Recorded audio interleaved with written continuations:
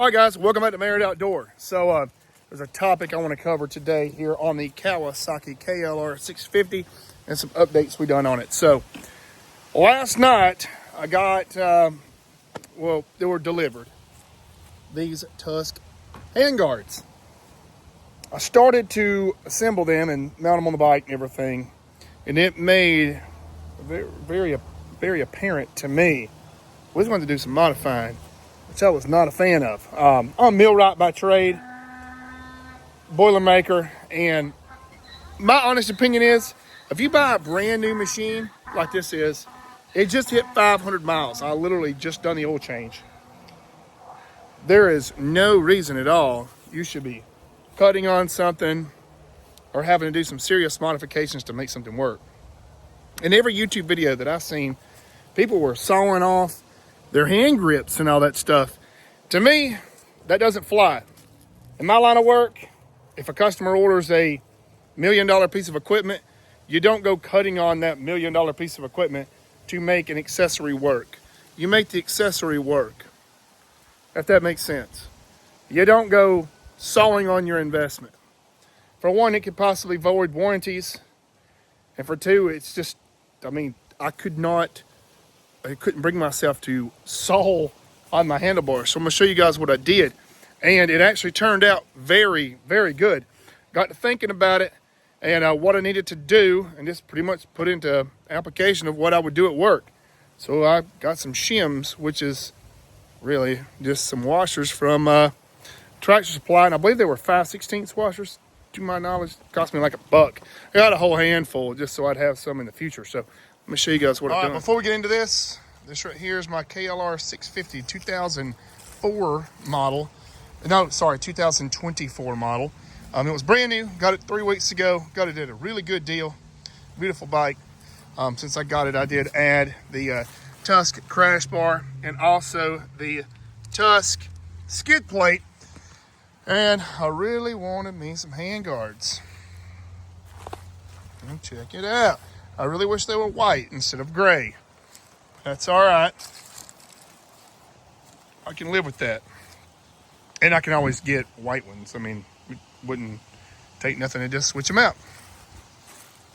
Phillips head screwdriver. We're good. All right. Show you guys what I did. So, instead of sawing off this end, which would just been completely diabolical, in my opinion, because, okay, let's see if something did happen warranty-wise, and if I needed to put this thing back stock, all I've got to do is unbolt a few things and bolt my weights back on, and we're good. So what I did was I utilized the factory bolt, put a washer here, and I used the provided spacer. Worked perfect.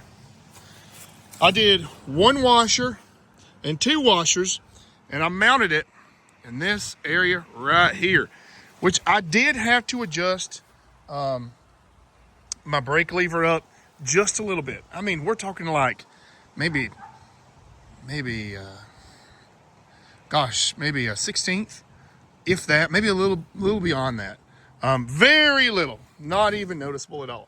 And actually, I could probably bring it up just a little bit more to get it more or less aligned with this bar, but it's still perfect.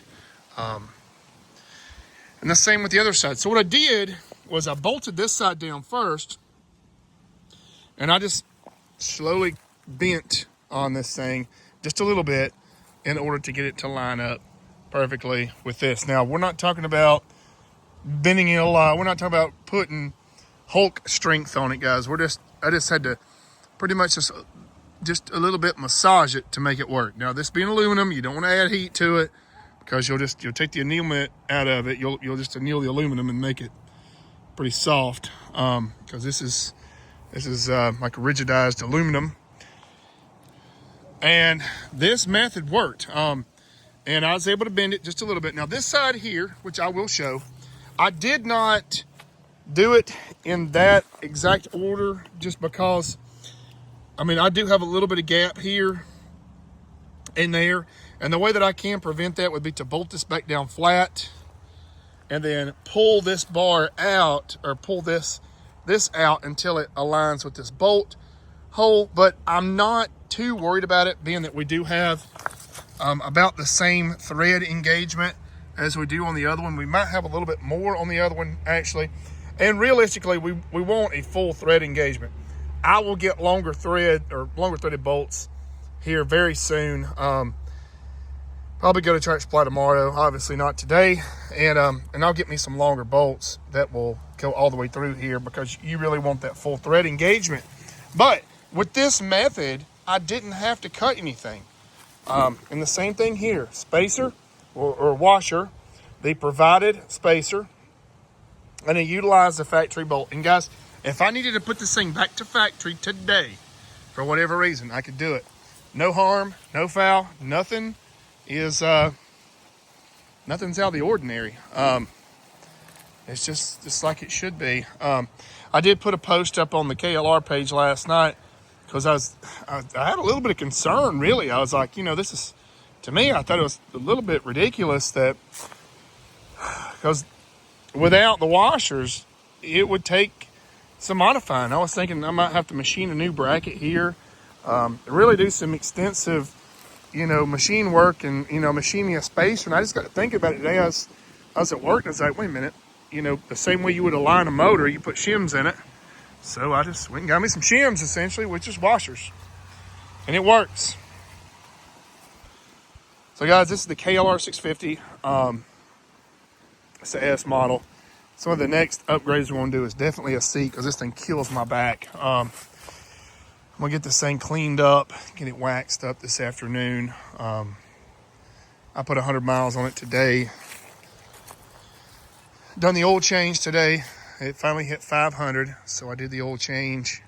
And have not done the doohickey adjustment yet, just because I don't have a torque wrench. And I'll probably let my dealer do that on the next oil change. I'll just probably take the bike to the dealership for its, first official oil change, because this one here was the braking oil change.